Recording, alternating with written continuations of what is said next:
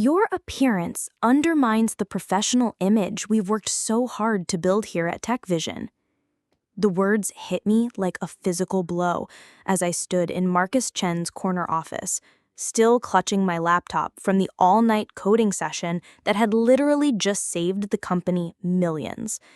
My feet, admittedly, were encased in well-worn gray all-bird sneakers instead of the regulation heels that had been mandated for all female employees above entry level. The irony might have been amusing if it weren't so devastating. Marcus leaned back in his ergonomic chair, fingers steepled in that particular way that had become his signature gesture during disciplinary meetings. His Italian leather shoes, easily worth more than most people's monthly rent, were positioned prominently under his glass desk, a deliberate contrast to my comfort-focused footwear. "Zoe, you're a talented developer," he continued, his tone carrying that practiced blend of false regret and corporate authority I'd grown to despise.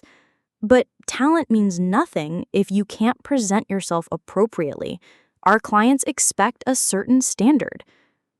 I felt something crack inside me. Not just disappointment, but the slow-burning realization that 3 years of dedication, innovation, and results meant absolutely nothing when weighed against the arbitrary aesthetics of corporate conformity. Standing there in Marcus's sterile office, surrounded by his collection of meaningless industry awards and motivational quotes printed on expensive paper, I understood with crystalline clarity that this moment would change everything. Before we continue, I want to thank you for joining this journey. Ever felt like your genuine contributions were overshadowed by surface-level judgments? Today's story of a brilliant software architect facing workplace discrimination for prioritizing function over fashion might resonate deeply. If you enjoy tales of authentic talent triumphing over superficial standards, hit subscribe. It's free and helps our community grow. Now, let's watch as Zoe's former boss discovers exactly whose professional image he's been questioning. I am Zoe Park, lead software architect at TechVision Solutions, though after this morning's conversation, that title seemed increasingly meaningless. What Marcus didn't know, what no one at TechVision knew, was that I was also the primary technical consultant for Apex Dynamics, the company that had been quietly acquiring TechVision's competitors for the past 18 months. The same company whose board had just voted unanimously to install me as CEO of their newly expanded tech division, pending the final merger paperwork that would be signed tomorrow morning. That strategic positioning was entirely by design. 2 years ago, fresh off completing my computer science PhD at Stanford, where I'd graduated summa cum laude with a dissertation on predictive cybersecurity algorithms, I'd made a decision that confused everyone who knew my background. Instead of accepting the executive position that Apex Dynamics had offered me directly, a corner office, stock options, and immediate access to the kind of influence most people spend decades building, I chose to work my way through the industry from the ground up. I wanted to understand the technological landscape from every angle, to identify inefficiencies and cultural problems that only someone embedded in the system could truly comprehend. The decision hadn't been made lightly. During my final semester at Stanford, I'd watched brilliant classmates enter the tech industry with idealistic expectations, only to become gradually worn down by systemic issues they couldn't address from entry-level positions. Conversely, I'd seen executives with impressive credentials make decisions that revealed their complete disconnection from the day-to-day realities of actual technical work. The disconnect was both tragic and wasteful. Innovative potential squandered because leadership couldn't recognize talent that didn't conform to their preconceived notions of what competence looked like. My grandmother, Dr. Helen Park, who had built Apex Dynamics from a small consulting firm into a multi-billion-dollar tech conglomerate over the course of 30 years, had been initially puzzled but ultimately supportive of my unconventional approach. Understanding power from below is just as important as wielding it from above, she'd said during one of our monthly dinners at her Palo Alto estate, her weathered hands gesturing expressively as she spoke. But don't let them crush your spirit while you're learning. The world has enough broken leaders who've forgotten what it means to create something meaningful. Her words carried the weight of experience. She'd started Apex Dynamics in 1994, when being a Korean-American woman in tech required a level of resilience that most people couldn't fathom. The stories she'd shared over the years about investors who'd assumed she was someone's assistant, about clients who'd requested to speak with the real technical expert, about the countless times she'd had to prove her competence before being allowed to demonstrate her brilliance, had shaped my understanding of how systemic biases operated in professional environments.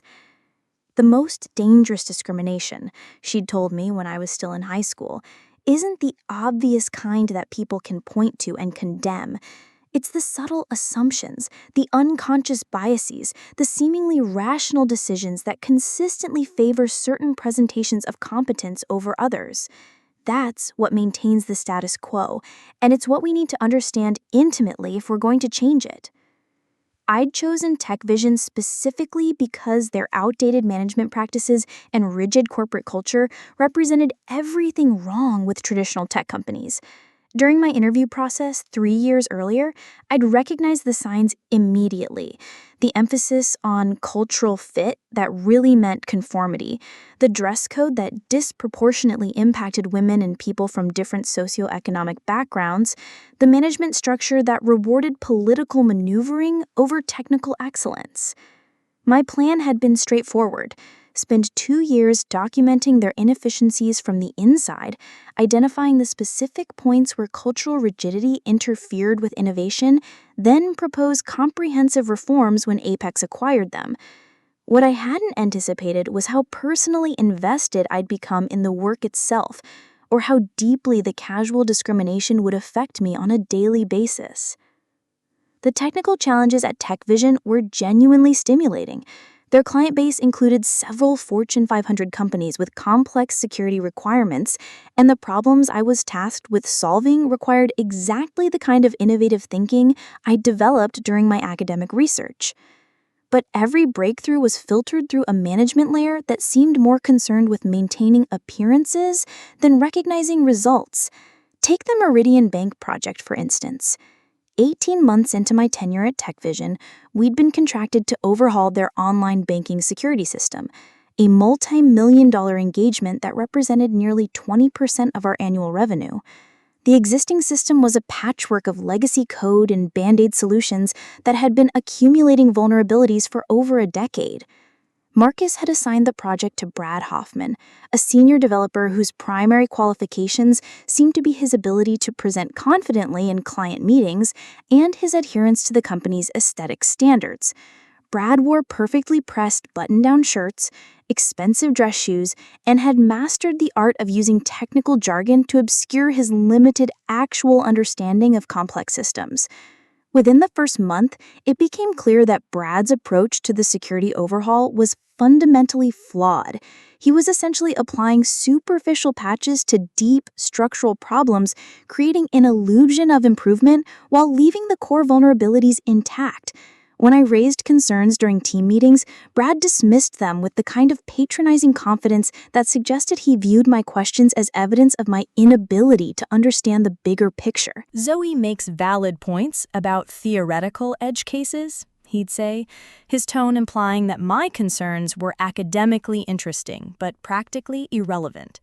But we need to focus on deliverable solutions that meet the client's timeline expectations.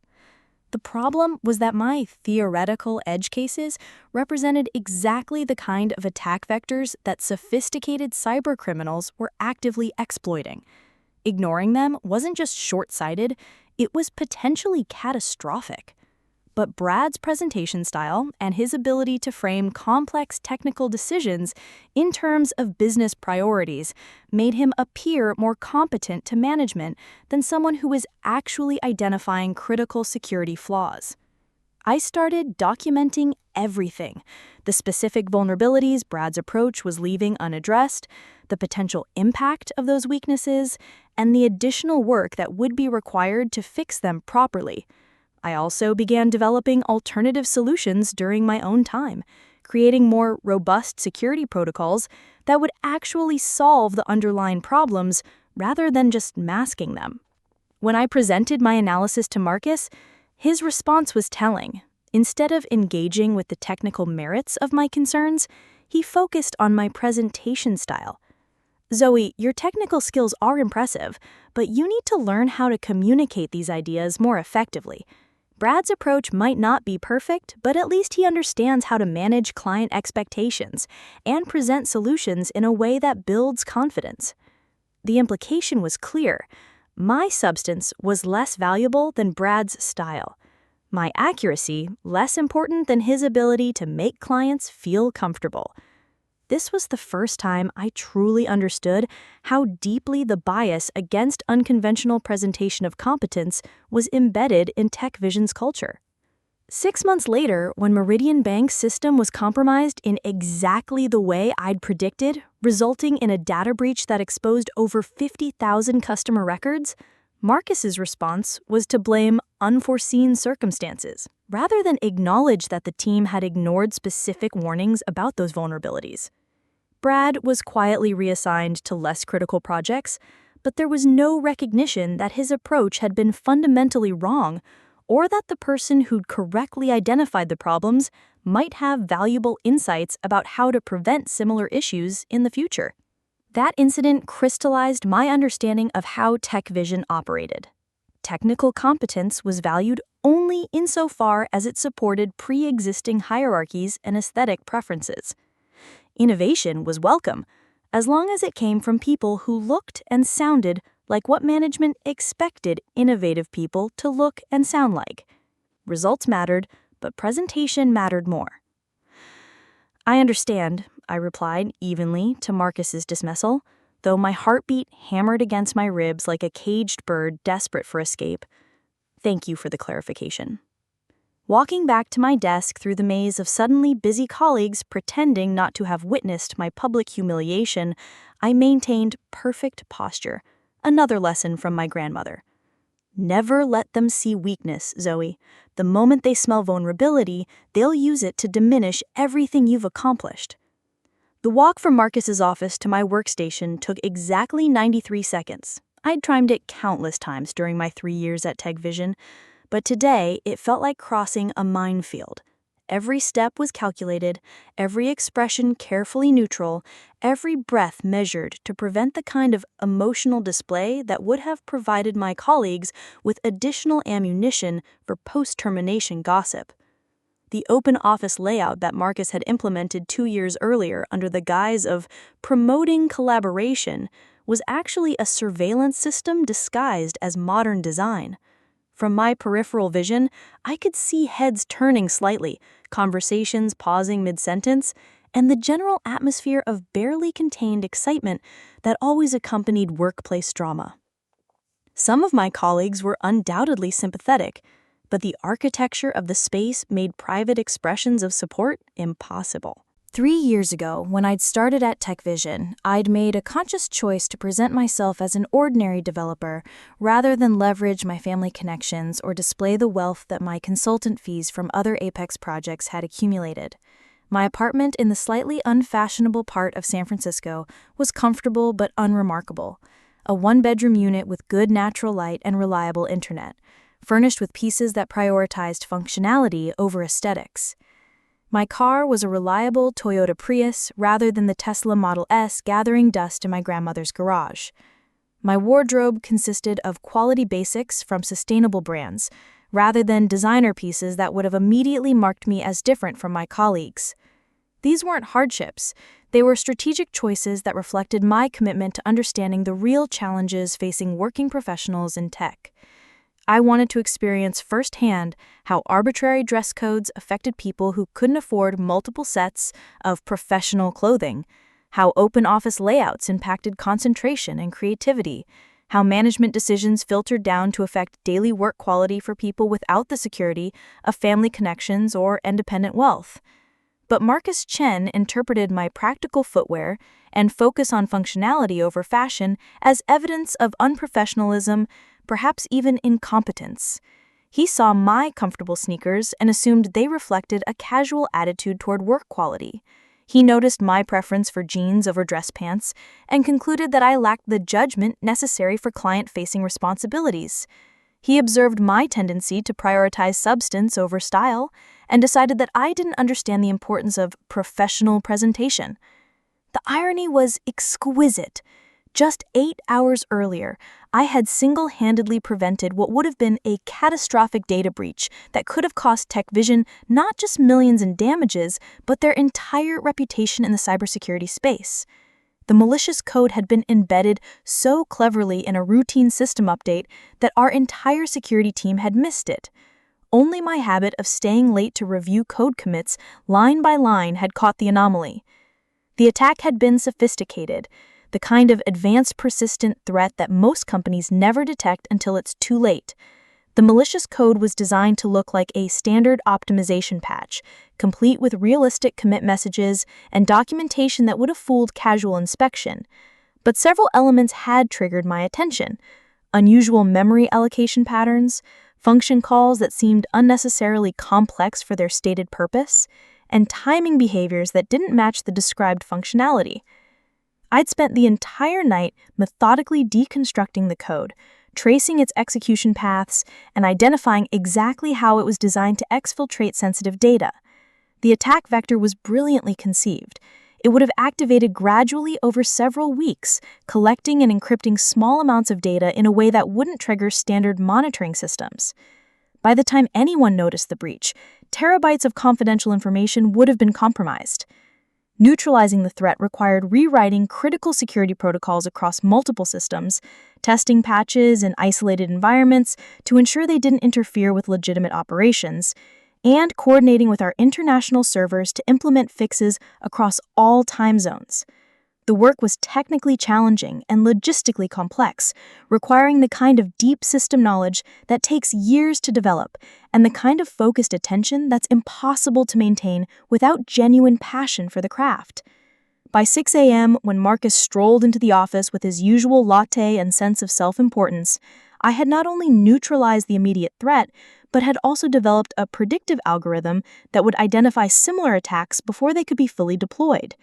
The system was already running in the background, quietly monitoring for the specific patterns that characterized this class of advanced threats. His response to learning about my night-long effort to save the company? Next time, call the security team instead of trying to be a hero. And Zoe, he'd paused, his gaze traveling disapprovingly from my comfortable sneakers to my practical jeans and wrinkled t-shirt, we need to discuss your presentation standards. That response encapsulated everything problematic about TechVision's culture. Instead of recognizing exceptional technical work, Marcus focused on my appearance. Instead of asking how the company could better support the kind of deep, careful analysis that had prevented the breach, he criticized my decision to work through the night. Instead of considering whether the security team's failure to catch the threat indicated a need for additional training or resources, he suggested that I should have deferred to their authority regardless of the consequences. The conversation that had led directly to this moment, standing in his office being lectured about professional image, while the code I'd written continued running quietly in the background, protecting TechVision from threats Marcus couldn't even comprehend, was the inevitable result of a management philosophy that prioritized appearances over accomplishments. The dress code exists for a reason, Marcus continued, warming to his favorite topic. When clients visit, when investors tour the facility, they're making judgments about our company culture based on what they see. Your casual attitude toward professional presentation sends the wrong message about our standards. I almost laughed at the absurdity. Our biggest client, Pinnacle Financial Services, whose account generated nearly 30% of TechVision's revenue, had specifically requested me for their projects because of my technical expertise. During our video conferences, CEO Jennifer Martinez didn't care whether I wore heels or sneakers. She cared about results.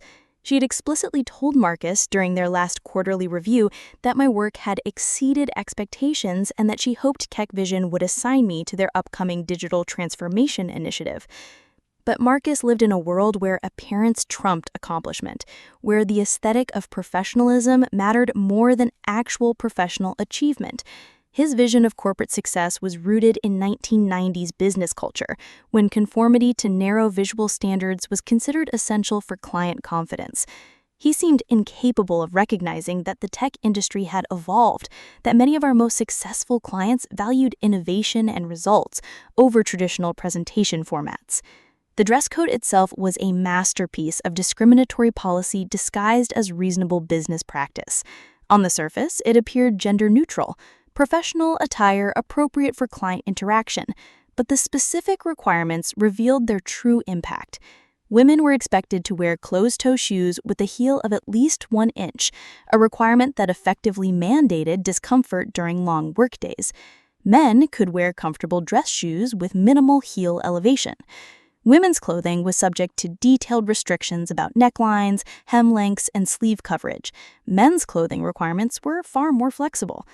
The financial burden was also disproportionate. Building a professional wardrobe that met Marcus's standards required a significant upfront investment, easily $2,000 to $3,000 for someone starting from scratch. For employees paying San Francisco rent on entry-level tech salaries, that represented a substantial barrier to advancement. The implicit message was clear: if you couldn't afford to look the part, you didn't belong in leadership roles. I'd watched talented colleagues struggle with these requirements over the past 3 years. Maria Santos, a brilliant database architect who joined TechVision fresh out of a coding boot camp, had spent her first 3 months' worth of discretionary income on a professional wardrobe that met company standards. The financial stress had affected her work performance and delayed her ability to move out of a studio apartment she'd clearly outgrown. Kevin Zhang, one of our most innovative machine learning specialists, had been passed over for promotion twice because his presentation skills were deemed quite ready for client interaction. The feedback was always vague, something about needing to develop executive presence, but the subtext was obvious. Kevin's brilliant technical insights were delivered in a quiet, thoughtful manner that didn't match Marcus's expectations for how authority should sound. The most tragic case was Rebecca Thompson, a security specialist who'd left TechVision after 2 years of consistently excellent work because she couldn't navigate the company's unwritten social requirements. Rebecca was incredibly talented. Her analysis of network vulnerabilities was consistently more thorough and accurate than her more socially confident colleagues. But she struggled with the performance aspects of corporate culture. Her detailed, methodical approach to explaining complex problems was interpreted as indecisiveness. Her preference for written communication over impromptu verbal presentations was seen as a lack of leadership potential. When Rebecca resigned, Marcus's response was telling. She was technically competent, but she never developed the communication skills necessary for advancement. Some people just aren't cut out for senior roles. He seemed genuinely unable to recognize that the problem wasn't Rebecca's communication skills, but rather the company's narrow definition of how competence should be expressed. These weren't isolated incidents. They were symptoms of a systemic problem that was costing TechVision some of its most innovative talent. The company's insistence on traditional markers of professionalism was filtering out exactly the kind of diverse perspectives and unconventional thinking that drive technological innovation. Meanwhile, employees who mastered the aesthetic requirements but lacked substantive skills were advancing to positions where their limitations could cause real damage.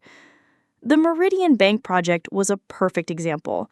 Brad Hoffman's promotion to senior developer had been based primarily on his ability to present confidently and his adherence to dress code standards.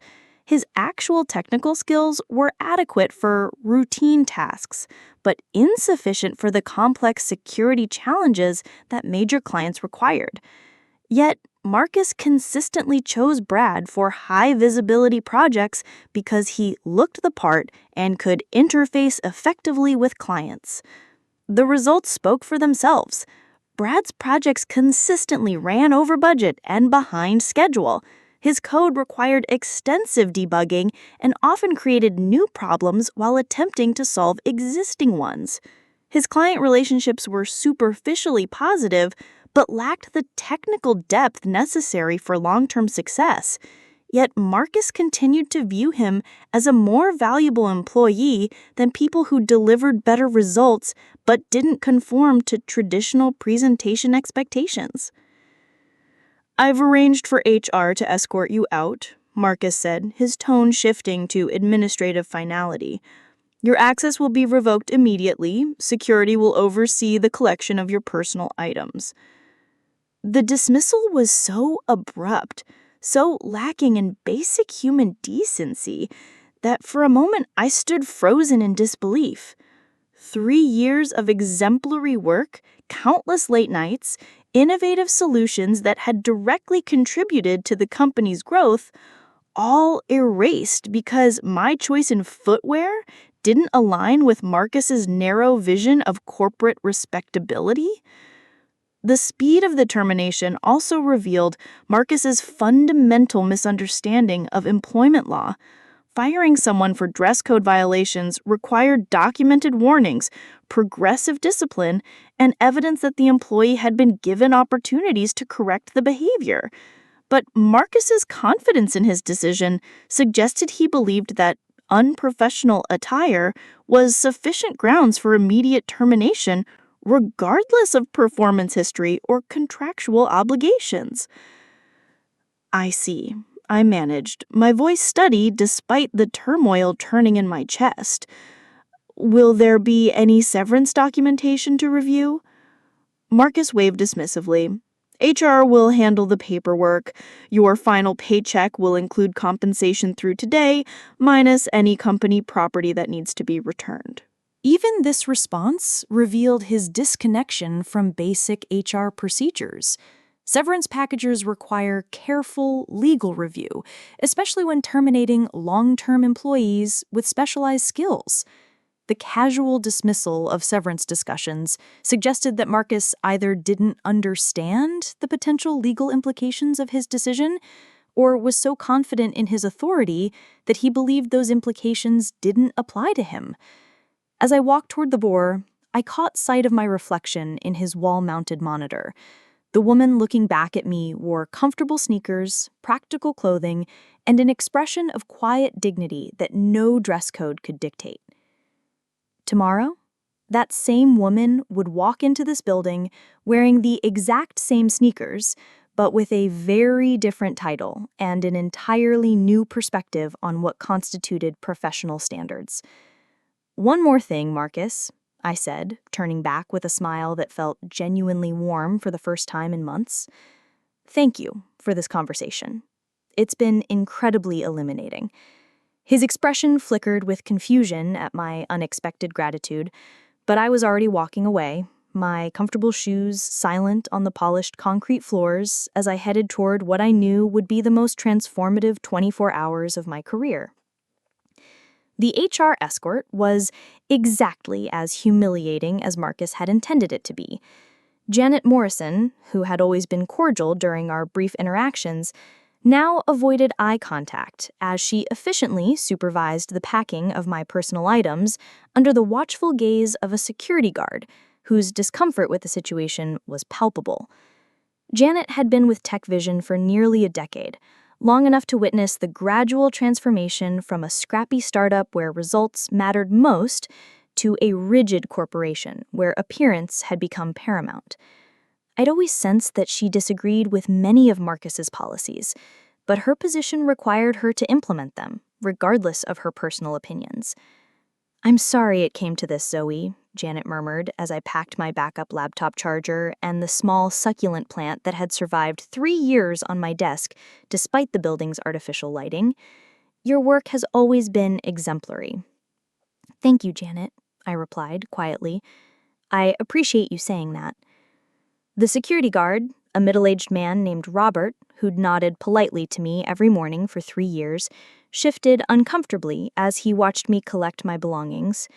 His job was to ensure that terminated employees didn't steal company property or cause disruptions, But the situation clearly made him uncomfortable. Robert had worked in tech security long enough to recognize the difference between employees who were fired for cause and those who were victims of management dysfunction. What Janet and Robert didn't know, what none of them knew, was that my real work laptop, the one containing the proprietary code I'd developed during my nights and weekends, was safely at home. The machine they were confiscating contained only the standard TechVision development environment and the projects I'd been officially assigned. The innovations that would soon revolutionize how Apex Dynamics approached cybersecurity existed entirely outside TechVision's infrastructure. This wasn't accidental. From my first day at TechVision, I maintained strict separation between the work I did for them and the research I conducted independently. Every breakthrough I developed on my own time belonged to me, not to the company that had just fired me for wearing comfortable shoes. The irony was that TechVision was losing access to innovations that could have made them industry leaders, all because their management couldn't see past superficial presentation standards. As I carefully wrapped my succulent in tissue paper, a gift from my grandmother when I'd first started at TechVision, chosen because it could survive in low-light conditions and required minimal maintenance, I reflected on the countless small humiliations that had led to this moment. The comments about my casual approach to professional presentation, the subtle exclusion from client meetings despite my superior technical knowledge, the way my contributions were consistently attributed to male colleagues who presented them more confidently. The succulent had witnessed all of it, thriving in its small pot while I'd struggled to find sustainable ways to excel within TechVision's toxic culture. Now it would make the journey to whatever came next, carrying with it the resilience that had helped us both survive 3 years in an environment that valued conformity over growth. As the security guard walked me to the building's exit, I noticed colleagues pretending to be absorbed in their work while stealing glances at the spectacle. The reactions were revealing. Some looked genuinely sympathetic. Developers who had worked with me knew the quality of my contributions and understood that my termination represented a significant loss for the company. Others seemed relieved that the company's standards were being enforced, that someone who couldn't be bothered to dress appropriately was finally facing consequences. Lisa Chen, no relation to Marcus despite the shared surname, gave me a small nod of support as I passed her desk. Lisa was a senior UX designer who joined TechVision around the same time I had, and we'd collaborated on several projects where her intuitive understanding of user needs had complemented my technical implementation skills. She'd faced her own challenges with the company's aesthetic requirements. Her preference for comfortable, practical clothing had generated several conversations with management about stepping up her professional presentation. David Kim, on the other hand, studiously avoided eye contact. David was a competent developer who'd mastered the art of corporate conformity, and his advancement within TechVision had been steady if unspectacular. His careful adherence to dress code requirements and his ability to echo management's priorities in team meetings had earned him Marcus's approval, even though his technical contributions were rarely innovative or particularly impactful. The contrast between these reactions illustrated perfectly why TechVision's culture was ultimately self-destructive. Employees like Lisa, who combined technical excellence with genuine care for user experience, were subtly discouraged from fully engaging with their work because their energy was constantly diverted toward managing appearance-related expectations. Meanwhile, employees like David, who focused primarily on political navigation rather than technical growth, were rewarded with advancement opportunities that further embedded the company's dysfunctional priorities. The automatic doors slid shut behind me with a soft hiss, and I found myself standing on the sidewalk in the crisp San Francisco morning air, officially unemployed for the first time in my adult life. The sensation was both terrifying and oddly liberating.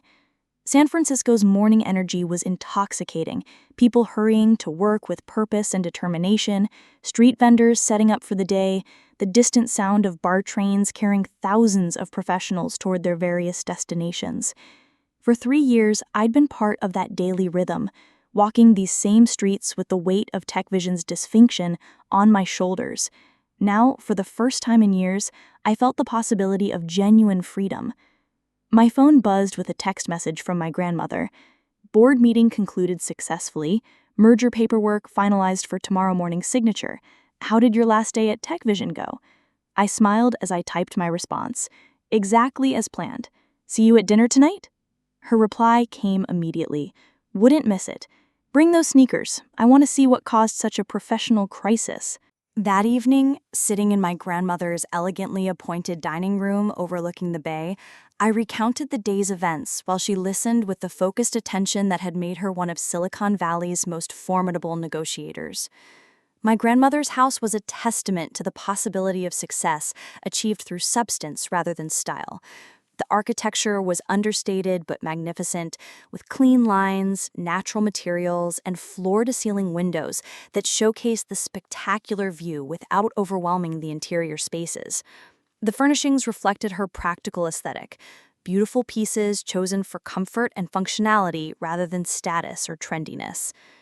The dining room where we shared our monthly meals had witnessed countless important conversations over the years. Business deals worth hundreds of millions of dollars had been discussed over her homemade Korean dishes. Strategic decisions that shaped the direction of multiple companies had been debated while sharing perfectly prepared vegetables from her garden. Tonight, as I described Marcus's lecture about professional standards, I could see her mind working through the implications with the same analytical precision she'd applied to every challenge throughout her career. Marcus Chen, she mused, swirling the wine in her glass thoughtfully. I remember him from the preliminary merger discussions. Competent in a conventional sense, but lacking the vision necessary for innovative leadership. His fixation on superficial markers of professionalism suggests someone who mistakes conformity for competence. Her assessment was characteristically direct. My grandmother had spent decades learning to identify the difference between people who could execute established procedures and those who could adapt to unprecedented challenges. Marcus clearly fell into the former category, capable of managing routine operations but fundamentally unprepared for the kind of transformative leadership that modern tech companies require. The frustrating part, I said, pulling off the offending sneakers and examining them with mock seriousness, is that these actually represent better judgment than his Italian leather dress shoes. When you're spending 12 hours debugging code or troubleshooting server issues, foot comfort directly impacts cognitive performance, but he sees them as evidence of unprofessionalism. My grandmother nodded thoughtfully. Tomorrow will be interesting. The merger gives you complete authority over TechVision's operations, including personnel decisions. How do you plan to handle Marcus? I'd been considering this question all afternoon. The temptation for dramatic revenge was strong. Marcus had publicly humiliated me, dismissed my contributions, and embodied everything toxic about traditional corporate culture. The poetic justice of his former subordinate becoming his new boss was undeniably satisfying. But pure vindictiveness wouldn't serve the broader goals I'd spent 3 years working toward. I want to offer him a choice, I said. Genuine change or comfortable exit. TechVision needs leadership that values substance over style, innovation over conformity. If he can evolve, there might be a place for him in the new structure. If not, I shrugged. You're more generous than I would be, my grandmother said with a slight smile. But then again, that's probably why the board voted unanimously to install you as CEO. You understand that lasting change requires transformation, not just elimination. Her words carried the weight of hard-earned wisdom. During her early years building Apex Dynamics, she'd encountered numerous managers like Marcus, people whose limitations were products of their training and environment, rather than fundamental character flaws. Some had been capable of growth when given clear expectations and appropriate support. Others had been too invested in existing power structures to adapt to new realities. The key, she continued, is distinguishing between people who are genuinely committed to learning and those who are simply trying to preserve their positions. Marcus's response to your offer will reveal which category he belongs to. As we moved to the living room for coffee, I reflected on the broader implications of tomorrow's transformation. TechVision employed nearly 200 people, many of whom had adapted to the company's dysfunctional culture because they needed their jobs, not because they believed in its values. Changing the organizational structure would require careful attention to individual circumstances and motivations. Some employees, like Lisa Chen, would thrive once the artificial constraints were removed. Others, like David Kim, might struggle initially, but could potentially develop more authentic approaches to professional excellence if given appropriate guidance and incentives. A few, like Marcus, might be too deeply invested in the existing system to adapt successfully. "What about the rest of the management team?" my grandmother asked. "Culture change has to be comprehensive to be effective." I'd been thinking about this as well. TechVision's management structure reflected Marcus's priorities. People who'd been promoted based on their ability to reinforce existing hierarchies, rather than their capacity for innovation or leadership. Transforming the company would require either replacing them or fundamentally retraining them. "Jennifer Walsh shows promise," I said, thinking of TechVision's director of product development. "She's been frustrated by the company's resistance to user-centered design principles, but she's demonstrated genuine commitment to improving product quality. With different leadership support, she could be very effective." Jennifer was one of the few managers who'd consistently advocated for prioritizing functionality over aesthetics in product development. Her proposals had often been overruled by Marcus, who preferred features that looked impressive in client demonstrations over those that solved real user problems. But her persistence in advocating for better design principles suggested that she understood the connection between authentic value creation and long-term success. And the others? Tom Bradley in sales has been successful primarily because he's good at managing client relationships built on personal connections rather than technical excellence. He might adapt if the incentive structure changes. Sarah Martinez in operations is competent but risk-averse. She'll probably follow whatever leadership direction is established.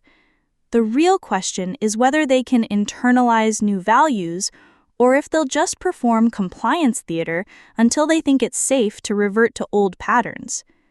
My grandmother nodded. Change management is always more complex than it appears from the outside. People's resistance to new approaches often reflects legitimate concerns about their ability to succeed under different rules. The challenge is creating an environment where growth is rewarded and authenticity is valued, while also ensuring that people who've invested years in mastering the old system don't feel completely invalidated. This was the balance I'd been thinking about for months. Revolutionary change was sometimes necessary, but sustainable transformation required bringing people along, rather than simply replacing them. The goal wasn't to punish everyone who'd participated in TechVision's problematic culture, rather to create new incentives that would encourage different behaviors. "What about your own transition?" she asked. "Tomorrow, you'll go from being a terminated employee to being the CEO. That's a significant psychological shift, regardless of how well prepared you are intellectually." For 3 years, I'd been performing the role of a senior developer, immersing myself so completely in that identity that it had become genuinely part of who I was. Tomorrow, I'd need to shift not just my responsibilities, but my entire approach to professional relationships. "I think the key is authenticity," I said slowly. "The person who was fired for wearing sneakers is the same person who'll be walking into that building as CEO. I don't want to become another version of Marcus, just with different aesthetic preferences. The whole point is to demonstrate that competence and leadership can take many forms." My grandmother set down her coffee cup and studied me with the penetrating gaze that had intimidated countless business rivals over the years. "You're going to face enormous pressure to conform to traditional CEO expectations, Board members, investors, clients, they all have preconceived notions about how authority should be presented. Are you prepared for that resistance? It was a crucial question. Even within Apex Dynamics, a company that prided itself on innovation and progressive values, there were expectations about executive presence that went far beyond technical competence. The board had voted unanimously to install me as CEO based on my track record and strategic vision, but that didn't mean they were fully prepared for leadership that challenged conventional presentation norms. "I think the key is to let results speak first," I replied. "If I can demonstrate measurable improvements in productivity, innovation, and employee satisfaction, it becomes much harder to argue that my approach is ineffective. The challenge is creating enough breathing room to prove that different doesn't mean worse." "Smart approach," she agreed. "But don't underestimate how deeply these biases run. You'll be fighting not just explicit policies, but unconscious assumptions that have been reinforced over decades. Some people will support your success intellectually while still feeling uncomfortable with your methods emotionally." This was the paradox I'd been grappling with throughout my graduate research and professional experience. Rational arguments for inclusive leadership and diverse approaches to competence were compelling, but they competed against emotional responses that operated below the level of conscious thought. Someone could genuinely believe that results mattered more than appearance, while still feeling instinctively more confident in leaders who matched their traditional expectations. "That's why the first few months will be crucial," I said. "I need to establish credibility quickly enough that people's initial discomfort gives way to recognition of actual effectiveness." We talked for another hour about specific strategies for managing the transition, drawing on her decades of experience navigating similar challenges as a woman building a tech company in an era that such success was even more unusual than it is today. Her insights about timing, communication, and the importance of building coalitions of support were invaluable. As I prepared to leave, she handed me a small wrapped package. "Something for tomorrow," she said with a slight smile. Inside was a pair of silver cufflinks, elegantly designed, but understated. "They were your grandfather's," she explained. "He wore them to every important business meeting for 30 years, not because he believed in the symbolic importance of formal accessories, but because they reminded him that true professionalism comes from within." I understood the gesture. Tomorrow, I'd be wearing the same sneakers that had gotten me fired, but I'd also carry this reminder of the family legacy that had made my unconventional path possible, the balance between authenticity and respect for tradition, between challenging norms and honoring what was valuable about the past. That night, I barely slept, not from anxiety, but from excitement. For 3 years, I'd been documenting problems, developing solutions, and waiting for the opportunity to implement real change. Tomorrow, that opportunity would finally arrive. I chose my outfit with deliberate care. The same jeans I'd worn yesterday, a fresh but similarly casual t-shirt, and yes, the same gray Allbirds sneakers that had triggered my termination. But I added one element that hadn't been present the day before, the Apex Dynamics executive badge that would grant me access to every floor, every system, and every decision-making process in the building. My grandfather's cufflinks were tucked discreetly into my laptop bag, a private reminder of the deeper purposes behind tomorrow's transformation. The drive to Tech Vision's headquarters felt surreal. 24 hours earlier, I'd been escorted out as a terminated employee, my access revoked, my contributions dismissed. Now I was returning as the person with ultimate authority over the company's future direction, including the employment status of the man who had fired me.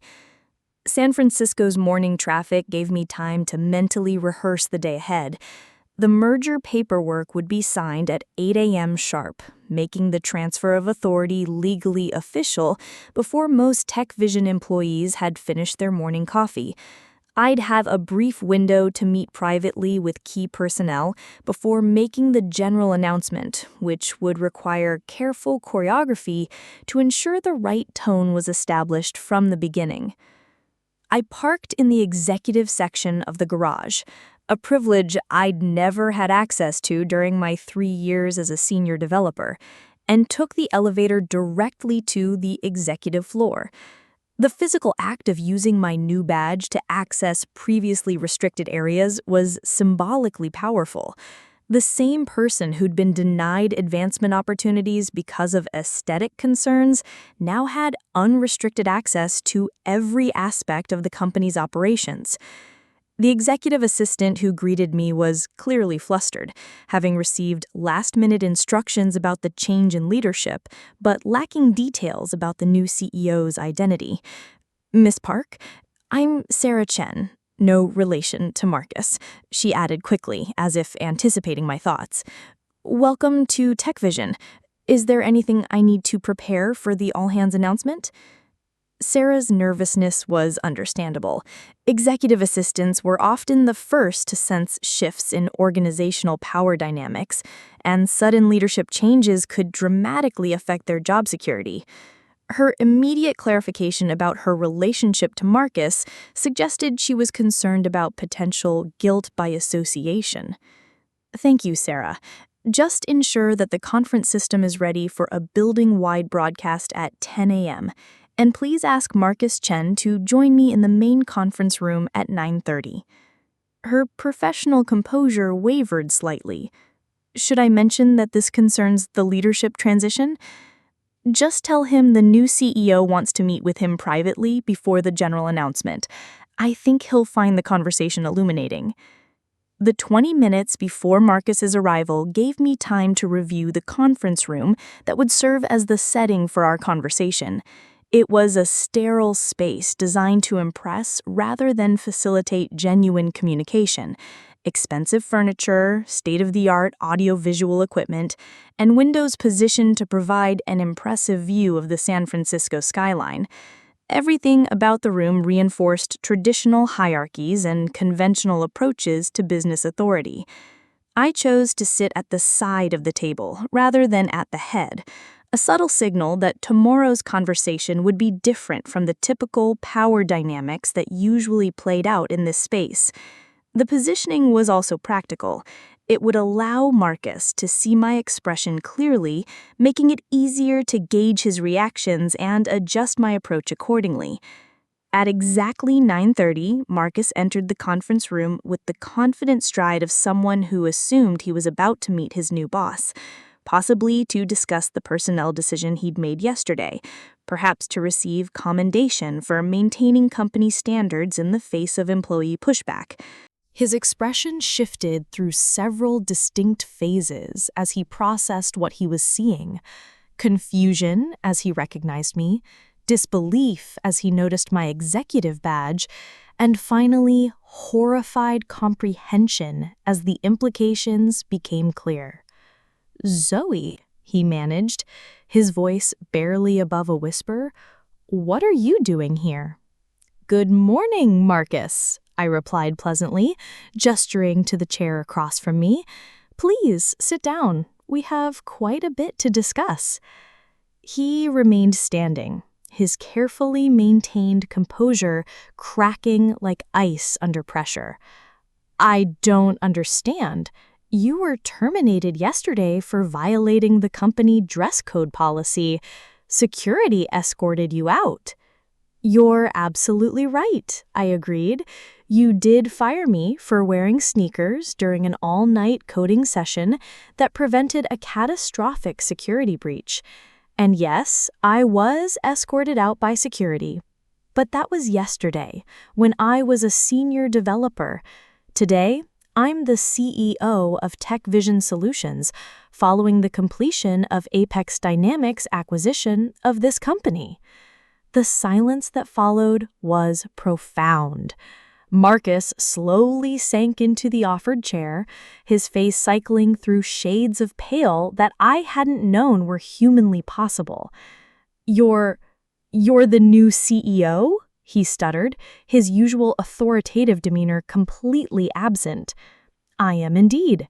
As of 8 a.m. this morning, when the merger paperwork was finalized, I have complete authority over TechVision's operations, including all personnel decisions. I smiled warmly. I wanted to speak with you privately before making the general announcement because yesterday's conversation was so educational. Marcus's hands trembled slightly as he gripped the edge of the conference table. Zoe, I think there's been a significant misunderstanding about yesterday's events. Really? I kept my tone curious and non-confrontational. Please elaborate. The dress code enforcement, it wasn't personal. Company policy applies to everyone equally. I was simply maintaining professional standards that benefit the entire organization. His words came out in a rush, as though speed might somehow make them more convincing. How interesting, I replied, because I've spent the past 3 years documenting exactly how those professional standards have been applied. Would you like to see the data? I opened my laptop, my personal one, not the company machine they'd confiscated, and projected a comprehensive analysis onto the conference room's main screen. Charts showing productivity metrics, client satisfaction scores, and innovation indices, all cross-referenced with employee appearance standards and management feedback. This is fascinating reading, Marcus. For instance, did you know that developers who prioritize comfortable footwear actually show 15% higher productivity during extended coding sessions? Or that our most successful client relationships have been managed by team members who dress for function rather than fashion? Marcus stared at the data with growing horror as the implications became clear. Every argument he'd made about professional standards was systematically demolished by objective evidence. More interesting, I continued, clicking to the next slide, is this analysis of how dress code enforcement has been applied across different demographic groups. Female developers receive appearance-related feedback 300% more frequently than their male counterparts, despite identical productivity metrics. Fascinating pattern, don't you think? The data told a story that Marcus had never bothered to examine. His enforcement of professional standards wasn't neutral or objective. It was systematically discriminatory, creating barriers that disproportionately affected women, people from different socioeconomic backgrounds, and anyone whose personal style didn't conform to his narrow vision of corporate respectability. The data might be interpreted in various ways, he managed weakly. Oh, absolutely! Context matters tremendously. I clicked to a new section of the presentation, which is why I've also compiled specific examples, like yesterday morning, when I spent the entire night preventing a security breach that could have cost TechVision millions in damages and reputation, only to be fired for wearing comfortable shoes during that critical work session? Marcus opened his mouth to respond, then seemed to realize that any explanation would only dig him deeper into the hole he'd created for himself. Here's what's going to happen, I said, closing the laptop and leaning forward slightly. TechVision is going to undergo comprehensive cultural reform. Dress codes will be replaced with common-sense guidelines that prioritize employee comfort and productivity. Management training will focus on recognizing actual professional competence rather than superficial compliance with arbitrary appearance standards. I paused, studying his face carefully. You have a choice, Marcus. You can embrace these changes, undergo additional leadership training, and demonstrate that you're capable of evolving beyond the limitations that led to yesterday's conversation. Or, I shrugged, you can accept a generous severance package and find an organization that shares your current values about the relationship between shoe choice and professional capability. The offer was more generous than Marcus had any right to expect, given his treatment of me and other employees over the years. But genuine transformation required offering people the opportunity to grow, even when they'd previously demonstrated poor judgment. Some of the most effective advocates for inclusive leadership were people who'd overcome their own biases through education and experience. "What would the leadership training involve?" he asked, quietly, his earlier confidence completely evaporated. For the next 20 minutes, I outlined a comprehensive program focusing on unconscious bias, inclusive leadership practices, and the difference between superficial professionalism and actual professional excellence.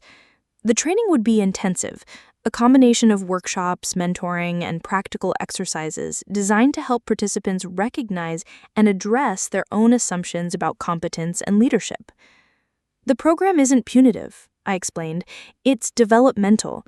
The goal is to help managers understand how their decisions affect employee performance and company culture, and to develop more effective approaches to evaluation and advancement."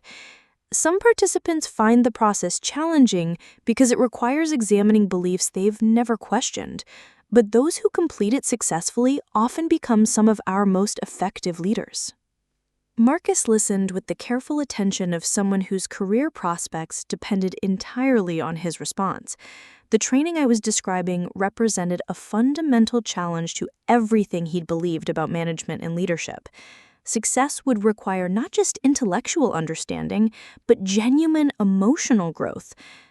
The financial terms would remain the same during the training period. Your salary, benefits, and title would be maintained while you complete the program.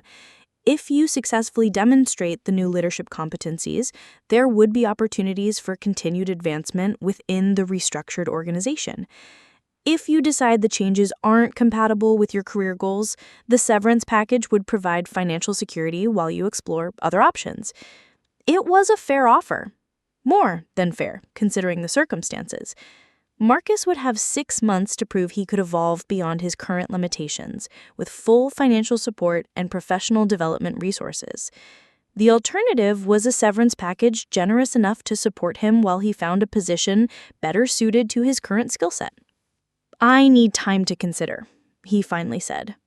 "Of course, you have until the end of the day to decide." I stood up, noticing that my comfortable sneakers were completely silent on the conference room's expensive flooring. "Either way, I want to thank you for yesterday's conversation. It crystallized my thinking about the changes necessary to make TechVision a truly innovative company." Marcus remained seated as I gathered my materials, clearly struggling to process the magnitude of the role reversal he was experiencing. 24 hours earlier, he was in complete control, dictating terms and dismissing my contributions with casual authority. Now, he was dependent on my generosity for his professional future. "Zoe," he said as I reached the door, "why are you offering me this choice? After yesterday, you'd be justified in simply terminating my employment." It was a fair question, and one that deserved an honest answer.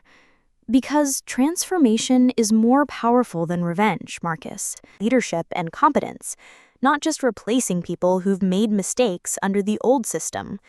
I paused, considering how much more to share. Besides, some of the best advocates for inclusive leadership are people who've experienced firsthand how limiting traditional approaches can be. If you choose to embrace this opportunity, you might become exactly the kind of leader TechVision needs. At exactly 10 a.m., I addressed the entire TechVision staff via the building-wide communication system. The presentation was straightforward: introduction of the new ownership structure, my background and qualifications, and the cultural changes that would be implemented immediately. Good morning, everyone. I'm Zoe Park, and as of this morning, I'm honored to serve as CEO of TechVision Solutions, following our merger with Apex Dynamics. Many of you know me as a senior developer who's been part of this team for the past 3 years. Today, I'm speaking to you in a different capacity, but with the same commitment to technical excellence and innovation that has guided my work here. I could see people throughout the building looking up from their desks, gathering around monitors, and exchanging glances of surprise and curiosity. The transformation from terminated employee to CEO in less than 24 hours was unprecedented in most people's experience. Over the past 3 years, I've had the opportunity to work alongside many of you on challenging projects that have showcased the incredible talent and dedication that exists within this organization. I've also observed areas where our company culture and policies don't fully support the kind of innovation and excellence that our team is capable of achieving. This was the delicate part of the announcement. I needed to acknowledge problems with existing policies without creating defensiveness or anxiety among employees who'd been trying to succeed within those constraints. Effective immediately, we'll be implementing changes designed to create an environment where authentic professional excellence can flourish. Our dress code will be replaced with guidelines that prioritize comfort, practicality, and individual expression, while maintaining appropriate standards for client interaction when necessary. Performance evaluations will focus on results, innovation, and collaborative contribution, rather than adherence to arbitrary aesthetic standards. The response was everything I'd hoped for and more. I could see people straightening up at their desks, beginning to whisper excitedly to colleagues, and in some cases, actually smiling for the first time in months. The change in energy was palpable even through the building's communication system. I want to be clear about our priorities going forward. Technical excellence, innovative problem-solving, and genuine client service will be our primary measures of professional success. We'll be investing in professional development opportunities that help team members grow their skills and advance their careers based on merit and contribution, rather than conformity to narrow presentation standards. Lisa Chen was nodding enthusiastically at her desk. Her relief was visible even from my position on the executive floor. Kevin Zhang looked stunned but hopeful, as though he couldn't quite believe that his technical expertise might finally be valued more than his presentation style. Even David Kim, who'd mastered the art of corporate conformity, seemed intrigued by the possibility of focusing more energy on actual work rather than appearance management. These changes reflect our commitment to creating a workplace where everyone can contribute their best work without artificial barriers or limitations. We believe that authentic professionalism comes from competence, integrity, and collaborative spirit, not from adherence to outdated appearance requirements. I concluded with practical information about the transition process, upcoming training opportunities, and channels for feedback and questions. The goal was to establish clear expectations while also creating space for employee input and adaptation. The immediate response exceeded my expectations. My email inbox filled with messages from colleagues expressing excitement about the changes, sharing stories about how appearance requirements had affected their work, and offering suggestions for additional improvements. The energy shift was immediate and dramatic. Maria Santos sent a message that was particularly touching. Thank you for making it possible to focus on code quality instead of wardrobe management. For the first time in 3 years, I feel like my technical skills are what matter most. Kevin Zhang wrote, I've been dreading client presentations because I never felt confident about my presentation style. Now I'm excited to share my technical insights without worrying about whether I sound executive enough. Even employees who'd successfully navigated the old system expressed relief. Jennifer Walsh, the director of product development, sent a note saying, finally, we can have honest conversations about user experience without worrying about whether our recommendations align with aesthetic preferences rather than functional needs. The sneakers became a symbol almost immediately. By noon, half the development team had changed into comfortable footwear. By the end of the week, the shift was company-wide. But more importantly, the changes in actual behavior were remarkable. Without the constant mental energy devoted to appearance management, employees were able to focus more completely on their work. Productivity metrics improved measurably within the first month, as people who'd been holding back due to insecurity about presentation standards began contributing more actively to team discussions and project development. The quality of client interactions also improved significantly. Instead of presentations focused on looking impressive, meetings began centering on solving actual problems and delivering genuine value. Clients noticed the difference immediately. Jennifer Martinez from Pinnacle Financial Services called me personally after their first quarterly review under the new leadership. "Whatever you've changed at TechVision, keep doing it," she said. "Your team is more engaged, more creative, and more focused on our actual business needs than they've ever been." Client satisfaction scores reached new highs as teams redirected their energy from conformity theater toward innovative problem solving. The Meridian Bank project, which had been struggling under Brad Hoffman's superficial approach, was reassigned to a team led by Rebecca Thompson, who we'd successfully recruited back to TechVision with an offer that included remote work flexibility and evaluation based purely on technical results.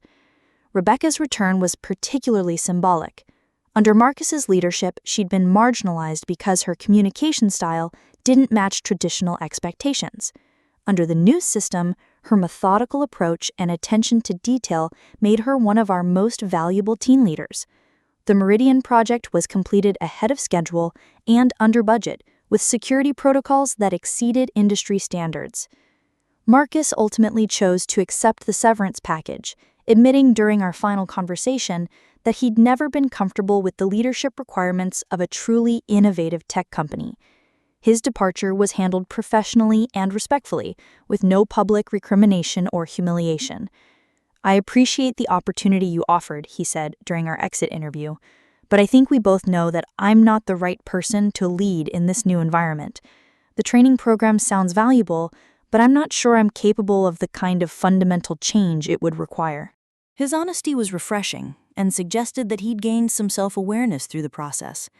We parted on cordial terms, with mutual recognition that the organizational changes were necessary even if they weren't compatible with his leadership style.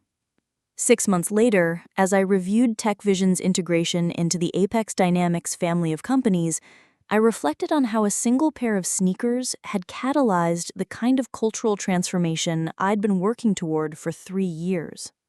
The changes extended far beyond dress code modifications. Performance review processes had been completely restructured to focus on measurable contributions rather than subjective assessments of professional presence. Promotion criteria were transparent and skills-based, eliminating the informal networks and aesthetic biases that had previously determined advancement opportunities. Training programs emphasized technical skill development and collaborative leadership, rather than presentation coaching and conformity enforcement. Employee retention improved dramatically, as people no longer felt pressure to suppress their authentic approaches to professional excellence. The company that had once fired me for unprofessional attire now served as a model for other Apex properties, demonstrating how authentic professional standards could coexist with individual expression and practical comfort. Our success metrics were impressive: 23% increase in productivity, 31% improvement in employee satisfaction, 19% increase in client retention, and 15% growth in revenue despite the transition period disruptions. But the most meaningful changes were qualitative. The office environment felt fundamentally different, more creative, more collaborative, more focused on substance than style. People were excited to come to work, eager to tackle challenging problems, and confident that their contributions would be recognized based on their merit, rather than their adherence to arbitrary aesthetic standards. My office, the same corner space that had once belonged to Marcus, remained simply furnished. No expensive art or motivational quotes, just the tools necessary for effective leadership and a small succulent plant that had somehow survived its transition from my former desk to my new environment. The succulent had grown significantly over the past 6 months, thriving in the improved environment, just like the people around it. New shoots had emerged from the original plant, creating a small ecosystem of growth and renewal that seemed to symbolize the broader transformation taking place throughout the company. The gray Allbirds sneakers sat in a place of honor, on a small shelf, not as a trophy, but as a reminder that sometimes the most unprofessional thing you can do is prioritize appearance over accomplishment, conformity over innovation, and arbitrary standards over authentic value. On my desk, beside the latest productivity reports showing TechVision's continued growth under the new cultural framework, sat a photo from the company's first post-merger innovation showcase. In it, dozens of employees were presenting their breakthrough projects, their faces glowing with excitement and engagement. Some wore dress shoes, others wore sneakers, and a few were even barefoot. But every single one of them was focused on the substance of their work rather than the superficiality of their appearance. That photo captured everything I'd been working toward, a professional environment where genuine talent could flourish without the constraints of outdated expectations, where the measure of someone's contribution was their actual impact rather than their adherence to arbitrary aesthetic standards. The transformation at TechVision began attracting attention throughout Silicon Valley. Other companies started reaching out to learn about our approach to performance management and culture development. Business publications wrote articles about our productivity improvements and employee satisfaction scores. Industry conferences invited me to speak about inclusive leadership and authentic professional standards. The irony wasn't lost on me. The same sneakers that had been cited as evidence of unprofessionalism were now worn by a CEO who was being asked to share insights about effective leadership with other executives. The contrast highlighted how arbitrary and context-dependent traditional professional standards really were. During one particularly memorable conference presentation, I was introduced by an executive who spent several minutes listing my credentials and achievements before mentioning that I was known for challenging conventional approaches to workplace culture. When I walked onto the stage wearing jeans, a comfortable sweater, and my signature gray sneakers, the audience's reaction was immediate and complex: surprise, curiosity, and in some cases, visible discomfort. "Good morning," I began. "I'm here to talk about the relationship between authentic leadership and business results. But first, I want to address what some of you are probably thinking right now. She doesn't look like a CEO." The laughter was nervous but engaged. "You're absolutely right. I don't look like the traditional image of a CEO. But over the past year, the company I lead has achieved productivity improvements, employee satisfaction scores, and client retention rates that exceed industry standards. So the question we need to ask is, what matters more, looking the part or getting results?" The presentation that followed used TechVision's transformation as a case study for broader principles about inclusive leadership, performance-based evaluation, and the business value of authentic professional environments. The response was overwhelmingly positive, with numerous executives approaching me afterward to discuss implementing similar changes at their organizations. But the most meaningful feedback came from individual contributors, developers, designers, analysts, and other professionals who attended the conference and felt validated in their own struggles with arbitrary workplace expectations. One young software engineer approached me after the presentation with tears in her eyes. "Thank you for proving that people like us can succeed without compromising who we are," she said. "I was considering leaving tech because I was exhausted by constantly having to perform a version of professionalism that didn't feel authentic. Now I feel like there might be a path forward." These conversations reinforced my understanding that the changes at TechVision were part of a much larger transformation happening throughout the industry. As competition for technical talent intensified, companies were beginning to recognize that artificial barriers and outdated cultural requirements were preventing them from attracting and retaining the people they needed to succeed.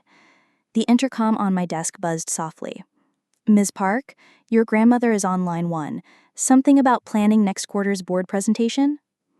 I smiled as I reached for the phone, my comfortable sneakers tucked discreetly under the desk where they belonged, supporting the person who is changing the company from the ground up, one comfortable step at a time.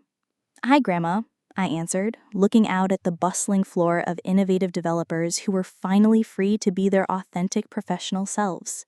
"I was just thinking about you." "How did the board meeting go?" "Better than expected. The other APAC subsidiary CEOs are interested in implementing similar culture change programs at their companies. Apparently, our employee satisfaction and productivity metrics are generating attention throughout the organization. I'm proud of you, Zoe, not just for the business results, but for the way you've handled the transition. Transforming a culture while maintaining respect for the people involved isn't easy. Her words meant more to me than any business achievement. The past year had required balancing numerous competing priorities, driving necessary change while supporting people through difficult transitions, challenging harmful practices while maintaining operational stability, proving the value of different approaches while respecting those who preferred traditional methods. I've been thinking about expanding the program, I said. There are so many companies struggling with similar issues. Maybe we could develop consulting services to help other organizations implement inclusive leadership practices. Interesting idea. But make sure you're not overextending yourself. Culture change is marathon work, not sprint work. TechVision's transformation is still ongoing, even though the initial results are impressive. She was right, as usual. The temptation to take on too much too quickly was strong, especially when the demand for this kind of leadership development was so high. But sustainable change required patience, attention to detail, and commitment to long-term development rather than quick fixes. Speaking of ongoing work, I continued, I wanted to ask your advice about the next phase of changes. We've successfully addressed the most obvious barriers: dress codes, presentation requirements, aesthetic biases, and performance reviews. But there are more subtle issues that still need attention, such as meeting dynamics, communication styles, leadership development pathways. We've made it safe for people to dress authentically and speak honestly, but we still have work to do around ensuring that different approaches to collaboration and decision-making are equally valued. This was the deeper challenge of culture change. Eliminating explicit barriers was relatively straightforward, but addressing unconscious biases and embedded assumptions required ongoing attention and sophisticated interventions. People who'd learned to value certain communication styles or leadership presentations didn't automatically adjust their preferences just because policies changed. That sounds like exactly the kind of systemic work that can have lasting impact, my grandmother said. The question is whether you have the organizational support and resources necessary to tackle those deeper issues. We talked for another 20 minutes about specific strategies and potential challenges. Her insights, drawn from decades of experience navigating similar transformations, were invaluable for planning the next phase of TechVision's evolution. As I hung up the phone, I reflected on how much had changed since that morning a year ago when Marcus had lectured me about professional standards. The person sitting in this office was fundamentally the same, committed to technical excellence, focused on practical solutions, uninterested in superficial markers of status or authority. But the context had changed completely. Instead of being marginalized for my approach to professionalism, I was now leading an organization that demonstrated daily how authentic excellence could drive business success. Instead of struggling against cultural constraints that limited my contributions, I was helping create an environment where others could reach their full potential without artificial barriers. The gray sneakers remained on their shelf, a simple reminder of how arbitrary many professional requirements really were. But they were no longer unusual in the TechVision office. Comfort footwear had become completely normal, along with practical clothing, diverse communication styles, and authentic approaches to leadership and collaboration. Some battles are worth fighting not for personal vindication, but for the systemic change that can prevent others from facing the same arbitrary limitations. Sometimes the most professional thing you can do is insist that professionalism should be measured by results, not by appearances. And sometimes the shoes that get you fired are the same ones that walk you back into the building as the person with the power to ensure it never happens again. Looking out at the office floor where dozens of talented professionals were solving complex problems while wearing whatever made them comfortable and effective, I felt the deep satisfaction that comes from meaningful work accomplished authentically. The transformation wasn't complete. Culture change never really is. But it was substantial, sustainable, and spreading to other organizations throughout the industry. Comfort shoes meet uncomfortable truth, indeed. But sometimes uncomfortable truths lead to the most comfortable and productive working environments of all.